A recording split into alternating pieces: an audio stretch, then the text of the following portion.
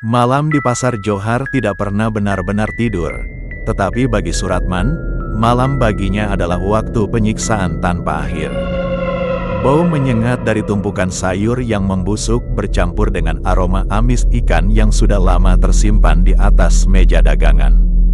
Di bawah temaram lampu jalan pasar yang berkedip seakan hendak mati, langkah kaki pria berkulit legam itu tampak terseret-seret. Sepasang sandal jepitnya yang menipis nyaris tak mampu menahan berat tubuhnya sendiri, apalagi beban hidup yang terasa semakin berat di atas pundaknya. Sebuah karung goni berisi bawang putih seberat 90 kg menekan tulang punggung lelaki setengah baya itu. Setiap langkah yang diambil Suratman menimbulkan rasa nyeri yang luar biasa dari lutut kanannya yang semakin tua. Keringat dingin mengucur deras, membasahi kaos jipang kusam yang sudah dipenuhi lubang di sana-sini. Matanya yang cekung dan merah menatap lurus ke lantai semen yang becek, merekam setiap jejak kemiskinan yang telah mengikat hidupnya selama puluhan tahun. Upah beberapa lembar uang ribuan yang lusuh dan berbau amis pasar beralih tangan setelah karung itu diturunkan di dalam gudang milik seorang juragan sembako di pasar itu. Sang juragan biasa menaruh upah Suratman di depan meja kasirnya. Suratman memungut uang itu dengan jemari yang gemetar dan kapalan, menyimpannya di kantong celana setengah lututnya. Di sudut pasar yang gelap, di balik tumpukan keranjang bambu kosong, Suratman duduk bersandarkan pilar beton yang berlumut. Dia menatap uang di genggamannya. Jumlahnya tidak akan pernah cukup untuk membayar sewa petak kontrakan yang sudah menunggak 3 bulan. Tidak akan cukup untuk menebus obat asma istrinya yang setiap malam merintih. Dan tidak akan cukup untuk membiarkan anaknya terus bersekolah. Pikiran-pikiran itu berputar-putar di dalam kepalanya, berubah menjadi pusaran keputusasaan yang sangat pekat. Seorang kuli lain yang juga merupakan teman akrab dan seperjuangannya, Rudy, duduk beberapa meter di sampingnya. Ia sedang menikmati sebatang rokok kretek murahan, tanpa mengucapkan sepatah kata pun. Rudy sangat paham tentang keadaan hidup sahabat karibnya itu. Ia bukannya tidak mau menolong, namun apa daya, Rudy pun memiliki kehidupan yang tidak jauh berbeda dengan Suratman. Setiap hari ia hanya mampu mendengarkan keluhan Suratman tanpa berpaling sedikit pun. Namun untuk kali ini, Rudy bukan hanya mendengar keluhan Suratman. Tanpa berkata-kata tangannya merogoh sesuatu dari saku celananya yang sedikit robek. Rudy lalu menyodorkan sesuatu berbentuk lipatan kain hitam yang diikat benang merah. Bentuknya seperti jimat, lalu mengarahkan telunjuknya ke arah siluet pegunungan hitam yang berdiri angkuh di kaki langit sebelah barat. Suratman tahu tempat apa itu. Tatapan mata Rudy penuh dengan arti sebuah isyarat bisu tentang sebuah tempat di mana kemiskinan bisa dihapus dalam semalam, sebuah wilayah yang tidak tersentuh oleh hukum Tuhan. Suratman menatap jimat tersebut, lalu beralih menatap pegunungan di kejauhan. Keheningan malam itu terasa semakin mencekam. Keputusasaan telah membakar habis sisa-sisa keimanannya. Dia mengambil jimat itu dari tangan Rudy, menyimpannya rapat-rapat di dalam kepalan tangannya yang dingin. Malam itu, di antara bau busuk pasar Johar, Suratman membulatkan tekad untuk menjual apa yang tersisa dari dirinya demi seonggok harta. Keesokan harinya, tepat saat matahari tenggelam dan menyisakan semburat merah darah di ufuk barat, Suratman memulai perjalanannya seorang diri. Dia berjalan kaki meninggalkan batas kota, menyusuri jalanan setapak yang menanjak menuju lereng gunung yang terkenal angker di wilayah Jawa Tengah itu. Udara malam mulai turun dengan cepat, membawa kabut tebal yang dingin dan menggigit kulit, namun hati Suratman yang terbakar ambisi, terasa kebas terhadap rasa dingin tersebut. Semakin tinggi dia mendaki, pemandangan di kanan dan kiri jalan berubah menjadi semakin mengerikan. Pohon-pohon pinus tua yang tumbuh berantakan tampak seperti raksasa hitam yang membeku. Daun-daunnya berdesik aneh saat tertiup angin gunung. Kabut hitam yang tebal seolah memiliki nyawa, meliuk-liuk di sekitar kaki Suratman, menuntun langkahnya menuju sebuah gubuk kayu tua di balik rimbunan pohon-pohon pinus yang tinggi. Gubuk itu berdiri di atas tanah tebing yang gembur. Di depan pintu gubuk yang lapuk, sebuah obor bambu menyala dengan api yang meliuk-liuk tak beraturan. Di bawah temaram cahaya obor, duduk seorang lelaki tua dengan pakaian serba hitam dan ikat kepala wulung. Wajah lelaki itu dipenuhi kulit keriput, dan sepasang matanya tajam, mengawasi kedatangan Suratman dari kejauhan. Dialah Sang Kuncen, penguasa gerbang gaib gunung tersebut. Tanpa ada percakapan, Kuncen itu bangkit berdiri dan memberikan isyarat dengan lambaian tangannya agar Suratman masuk ke dalam gubuk. Di dalam ruangan yang pengap dan hanya diterangi oleh bara api dari tungku tanah liat, Kuncen duduk terdiam memperhatikan wajah Suratman yang penuh keputusasaan. Di dalam ruangan itu Suratman lalu mulai menjelaskan maksud dan tujuannya datang ke sini. Namun ketika bibirnya mulai mengeluarkan kata-kata, Kuncen itu mengisyaratkan agar Suratman segera diam. Kuncen itu sudah tahu maksud kedatangan Suratman ke sini. Hati Suratman berdebar. Dari mana Kuncen itu bisa tahu? Sang Kuncen menjelaskan bahwa Rudi, teman akrabnya Suratman, telah lebih dulu datang ke sini. Namun, ia gagal. Suratman tak habis pikir dengan Rudi, sahabatnya itu. Rupanya dia lebih dulu datang ke sini untuk mencari kekayaan cepat. Rudi yang ia kenal lebih alim darinya. Rudi yang ia kenal lebih sabar darinya. Rupanya telah kalah dengan kemiskinannya. Di tengah lamunannya tentang Rudi, Suratman dikagetkan perkataan Kuncen yang mulai menjabarkan pilihan-pilihan pesugihan untuknya. Pertama, Kuncen menunjuk sebuah gambar kusam dari kulit kerbau yang sudah lusuh. Sebuah gambar rumah joglo yang rusak berlumur darah kering. Simbol pesugihan kandang bubrah yang menuntut renovasi rumah tanpa henti dan tumbal nyawa keluarga sendiri. Suratman menggelengkan kepala. Hatinya menolak menghancurkan istri dan anaknya. Kedua, Kuncen menunjukkan sebuah gambar pecut kuda jantan yang juga terlumuri darah kering. Simbol pesugihan jaran penoreh yang mengharuskan pencarian tumbal nyawa orang lain setiap tahun. Sekali lagi, Suratman menolak. Dia tidak ingin dikejar bayang-bayang dosa pembunuhan orang lain. Akhirnya, Kuncen itu tersenyum menyeringai, memperlihatkan deretan giginya yang hitam menakutkan. Dia menjangkau sebuah wadah gerabah dari balik kain hitam dan membukanya. Di dalam wadah itu, seekor kodok berukuran sebesar telapak tangan manusia duduk dengan tenang. Kulit kodok itu berwarna hijau lumut pekat, dipenuhi bintik-bintik besar yang mengeluarkan cairan kental, dan sepasang matanya menonjol keluar berwarna merah menyala bagaikan bara api. Kuncen itu menunjuk ke arah kodok, lalu menunjuk langsung ke dada Suratman. Sebelum akhirnya mengarahkan jarinya ke arah pintu belakang gubuk yang menuju ke sebuah lembah kecil tersembunyi. Isyarat itu sangat jelas. Pesugihan kodok ijo tidak membutuhkan nyawa orang lain. Tidak membutuhkan kehancuran rumah tangga, melainkan menjadikan nyawa sang pelaku sendiri sebagai jaminan dan tumbal di akhirnya. Suratman menatap kodok bermata merah itu, lalu mengangguk pelan dengan tatapan mata yang dipenuhi kegelapan. Perjanjian telah disepakati dalam keheningan yang mencekam. Kuncen membawa Suratman berjalan menembus kegelapan hutan bambu di belakang gubuk. Suara jangkrik dan hewan malam mendadak lenyap total, digantikan oleh sebuah paduan suara raksasa yang sangat mengganggu telinga Suratman. Suara sahut-sahutan jutaan kodok bergaung dari dasar lembah. Bau amis yang luar biasa menyengat, menyerupai bau darah murni yang dicampur dengan air lumpur membusuk, menusuk hidung Suratman.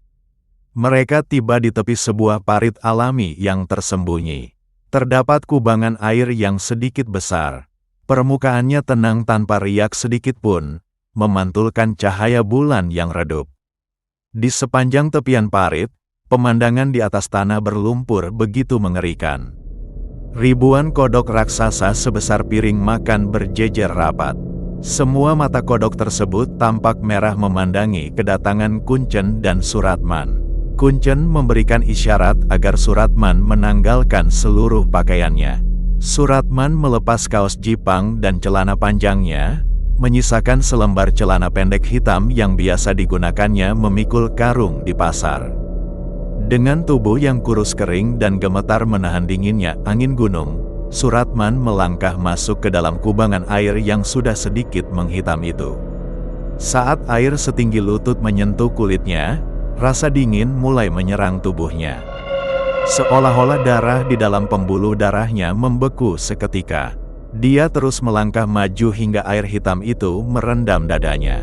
Di bawah permukaan air yang pekat, Suratman merasakan ada ratusan benda yang licin, lembek dan dingin semakin merayap hingga ke kepalanya. Makhluk-makhluk amfibi di bawah sana seakan berenang-renang mengelilingi tubuhnya. Di tepi kubangan air itu, Kuncen mulai membakar kemenyan di atas tungku kecil. Meniupkan asap putihnya yang tebal ke arah kubangan air di mana Suratman sedang merendam tubuh kurusnya. Tiba-tiba, air di tengah waduk mulai bergolak hebat. Gelembung-gelembung gas berukuran besar meletup ke permukaan, menyemburkan bau busuk bangkai yang semakin pekat.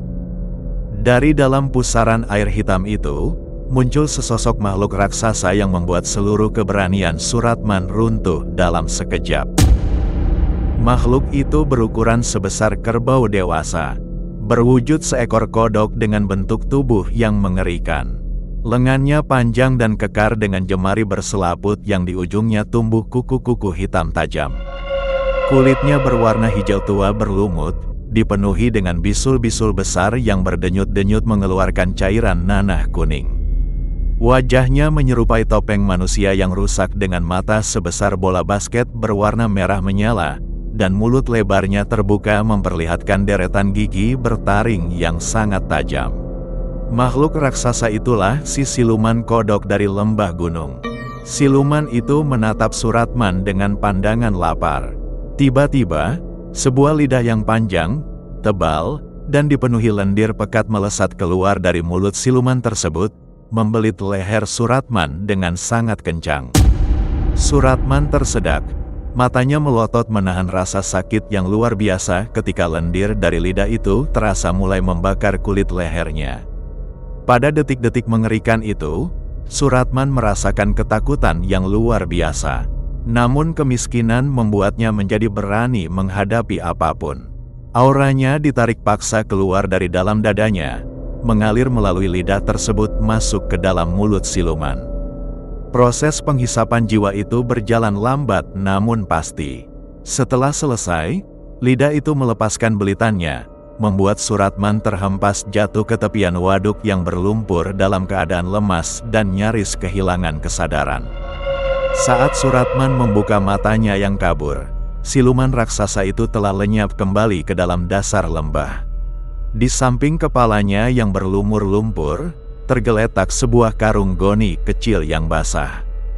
Dengan tangan gemetar, Suratman membuka karung tersebut dan melihat tumpukan uang kertas pecahan 100 ribuan yang masih baru, acak-acakan dan tidak tersusun rapi. Suratman memeluk karung itu dengan erat di dadanya, mengabaikan luka bakar hitam di lehernya. Sementara jutaan kodok di sekelilingnya kembali mengeluarkan suara bersahut-sahutan, seolah merayakan lahirnya seorang budak baru.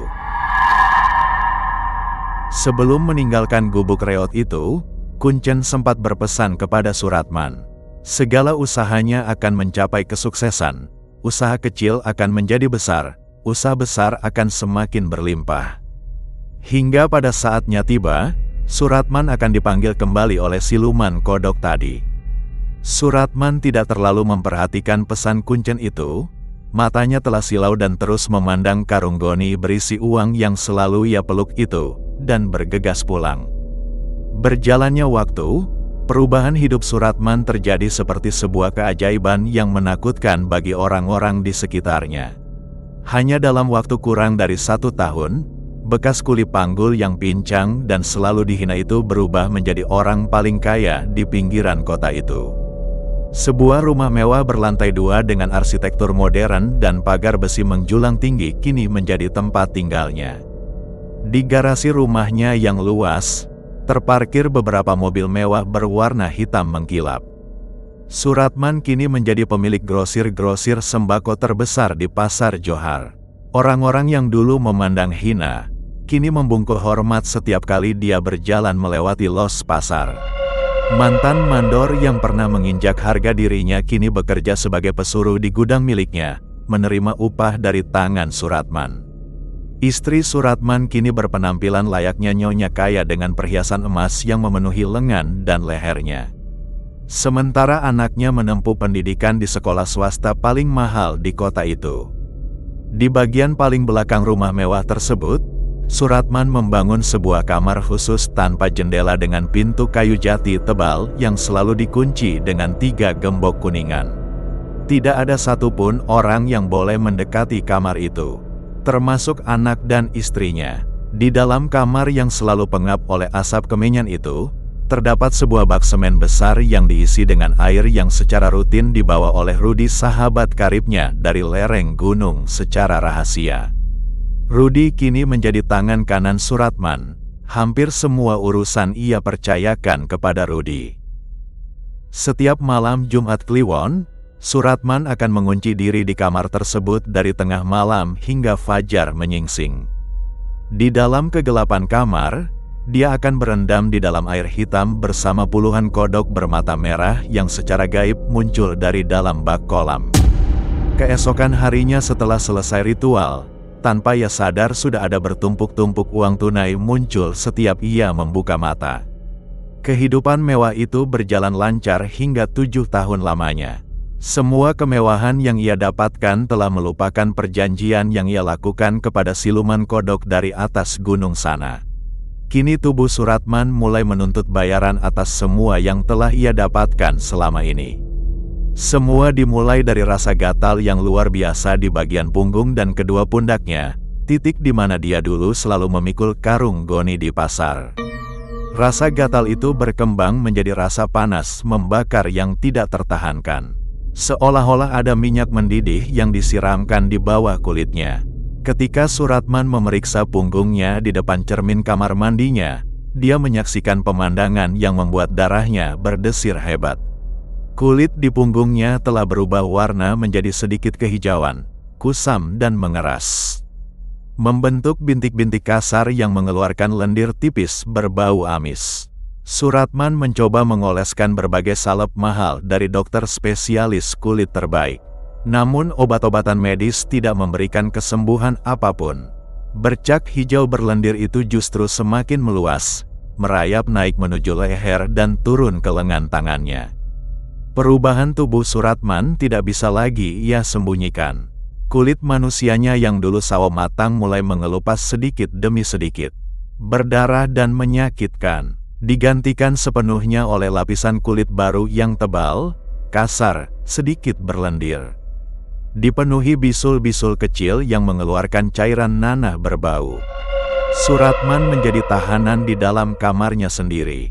Dia tidak bisa lagi keluar rumah di siang hari, karena sinar matahari akan membuat kulit hijaunya terasa terbakar dan mengelupas hebat.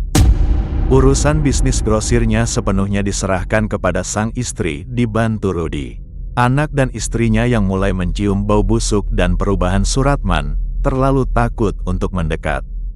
Karena Suratman juga tidak pernah mau dibawa ke dokter untuk berobat, Suratman tahu penderitaan ini ulah dari perbuatannya sendiri.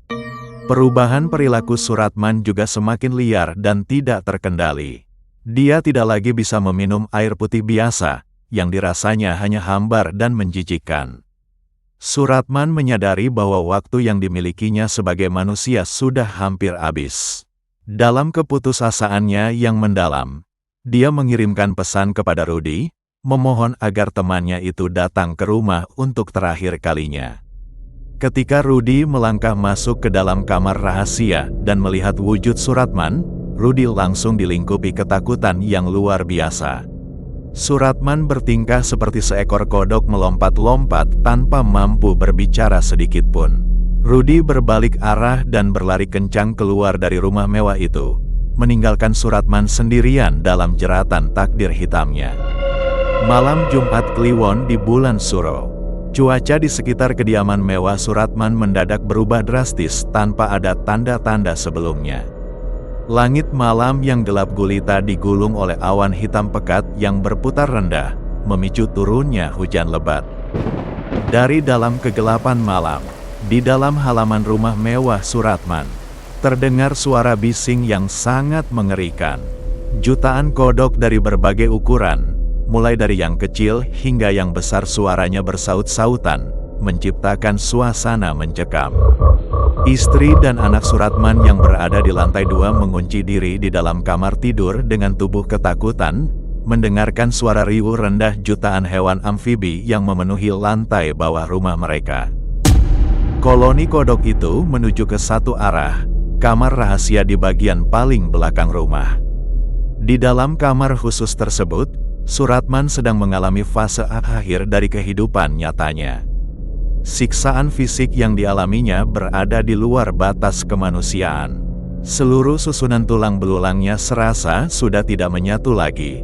Tak ada yang bisa ia lakukan selain berbaring dan merintih. Kedua pundak kuli panggulnya yang dulu kokoh, kini terasa sedang menopang beban yang sangat berat. Seluruh kulitnya bercucuran keringat hingga membasahi ranjang tidurnya. Sepasang matanya telah berubah menjadi bola merah darah, memancarkan kilat kekejaman tanpa ada sisa-sisa emosi manusia di dalamnya. Tangisnya pecah, meratap dan menyesali seluruh perbuatannya. Namun apa daya, siluman kodok sudah siap menjemput raganya, membawanya ke waduk yang dulu pertama kali ia datangi.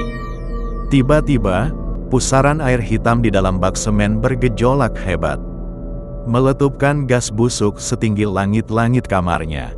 Dari dalam pusaran air tersebut, muncul kembali sang siluman kodok raksasa penguasa lembah Gunung Keramat. Makhluk raksasa itu merangkak keluar dari bak semen, memenuhi ruangan kecil yang pengap itu. Kehadirannya sungguh sangat mengerikan. Siluman itu menatap Suratman yang terkulai lemah di pembaringan. Makhluk raksasa itu menjulurkan lidahnya yang panjang dan tebal, memasukkannya ke dalam mulut lebar Suratman, merayap menembus tenggorokannya hingga mencapai bagian jantungnya. Proses itu adalah akhir penghancuran sisa-sisa kehidupannya. Kesadaran Suratman padam total dalam keheningan malam yang pekat. Kini, Suratman telah pergi untuk selamanya.